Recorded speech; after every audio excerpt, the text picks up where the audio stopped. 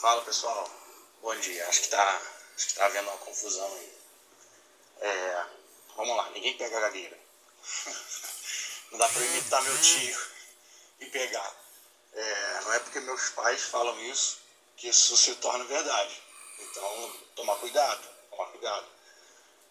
Procurem em sites especializados em gagueira, procurem referências científicas sobre gagueira. Você não vai ter isso, tá? Isso daí é, sei lá, mito. Isso aí. Cuidado com isso. O que mais? Pois é, eu não nasci gago. Certamente. Não conheço ninguém que tenha nascido gago. Então, percebe? Tem alguma confusão aqui. As pessoas não costumam nascer gagas. Não conheço ninguém que nasceu gago. E não conheço ninguém que pegou gagueira porque fingiu. Isso é absolutamente contra a medicina. É contra tudo que se sabe, basicamente, de gagueira. Ok? Então, eu percebo que os três que comentaram, quem foi? Douglas, Jean e Jefferson,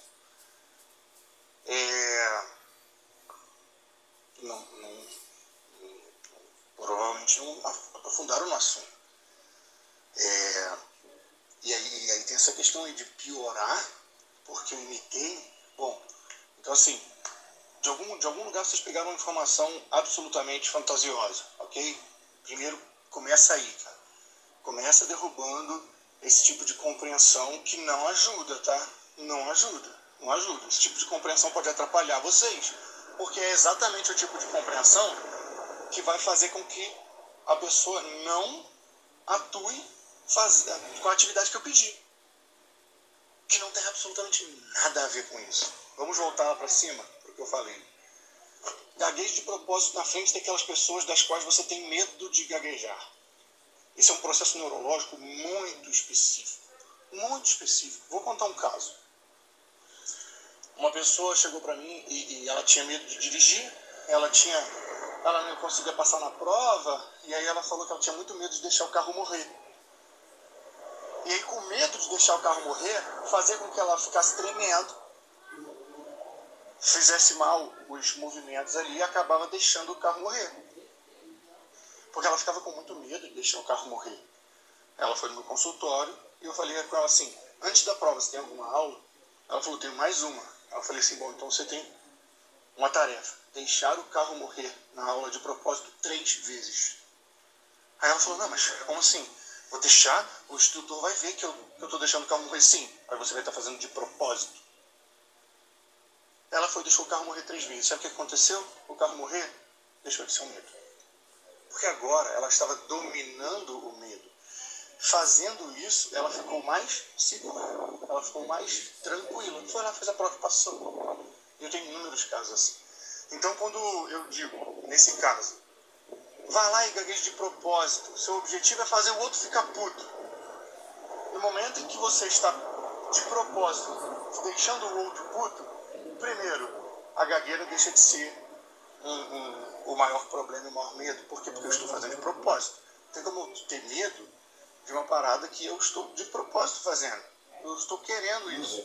Então você tem uma reação neurológica, um colapso de âncoras.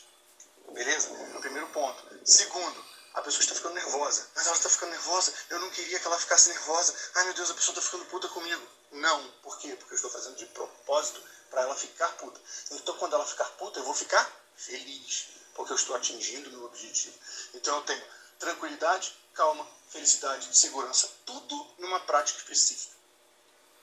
Então cuidado com o questionamento da prática do terapeuta, como se fosse uma parada maligna, velho. Não faz sentido isso. Estou dando uma sugestão direta de melhoria.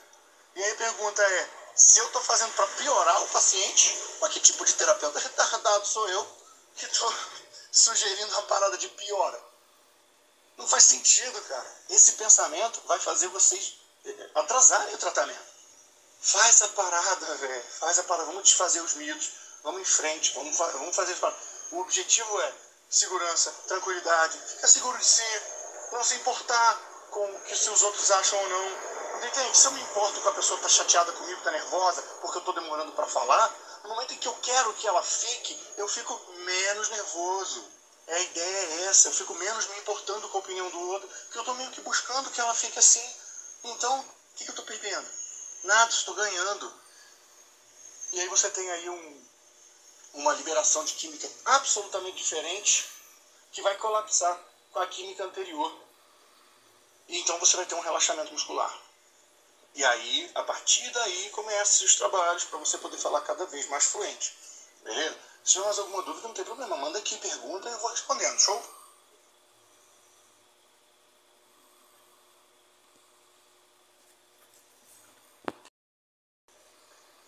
Então vamos lá. Deixa eu ler o artigo aqui.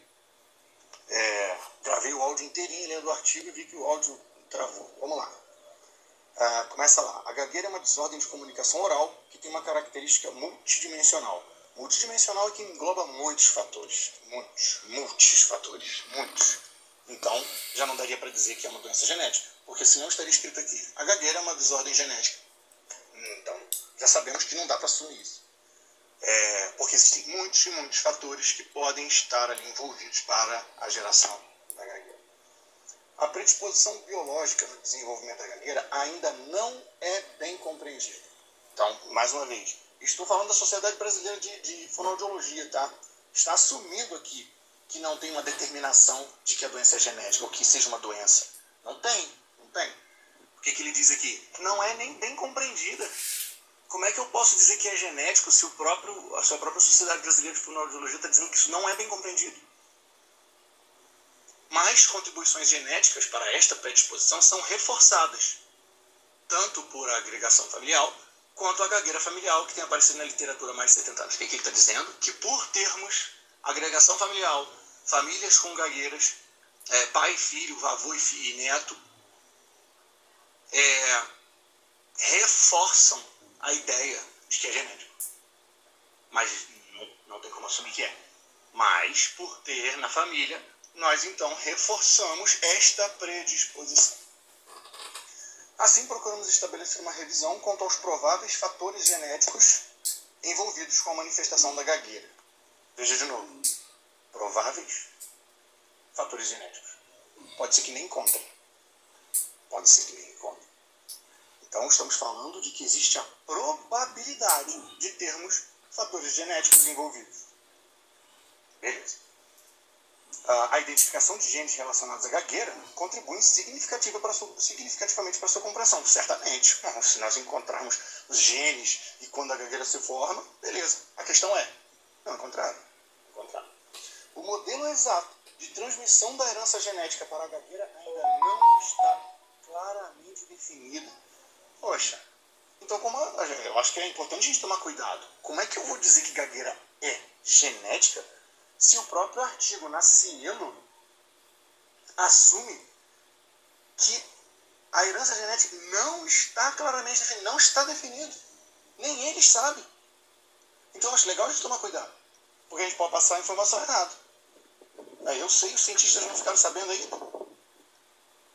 Eles não sabem. Eles não conseguem assumir. Eles não sabem qual é o gene. Eles não conseguem... eles assumem que não está claramente definida ainda. E continua aqui. As análises genômicas demonstram a relevância dos componentes genéticos envolvidos em sua complexidade, sugerindo, assim, tratar-se de uma doença poligênica, na qual diversos genes de efeitos variados, veja, eles estão assumindo aqui que a gagueira pode ter muitos genes envolvidos para a fabricação dela. E aí, ele continua, podem estar envolvidos com o aumento da suscetibilidade de ocorrência da gagueira. Ou seja, pode ser, podem estar envolvidos. Deve ter muitos genes aí, vamos ver todos, porque eles podem estar envolvidos. Ou seja, eles podem chegar no fim do estudo e falar assim, não estavam, só podiam estar envolvidos, mas não estavam. Então, bora para frente. O clínico deverá estar alerta. Cadê? Bom, o modelo exato de transmissão não está claramente definido. Bom, acho que está até aí o print, né? Acho que está até aí. Então, assim, resumindo o resumo, eles não sabem, pode ser, as relações genéticas não estão claramente definidas, e eles podem ser que tenha correlação genética. Eles estão querendo saber se aqueles genomas ali têm responsabilidade e quais são genes. Então, é isso que temos atualmente sobre herança genética na gagueira, beleza? Então, eu, como profissional, não conseguiria assumir que gagueira é hereditária. Não dá. No dia que disserem assim, ó, aqui está o genoma da gagueira, está aqui, ó. O gene é esse, uma formação é essa, acontece em tal mês de gestação, aí podemos mudar a nossa opinião. Mas eu assumiria que existem cargas genéticas, não acho problema nenhum em assumir isso, todo mundo traz carga genética dos pais, dos avós e tal. Então, pode existir ali uma questão genética envolvida, e a questão neurológica, né? A questão da relação da pessoa com a fala, da relação da pessoa com os outros, que costuma ser bem mais evidente, bem mais tratável, bem mais corriqueira no dia a dia, com muitos casos de resolução para cima e para baixo, e eu acho melhor acreditar nisso. Porque no dia que eu acreditar assim, é genética, sinto muito. É uma forma muito, muito simplista de reduzir o assunto.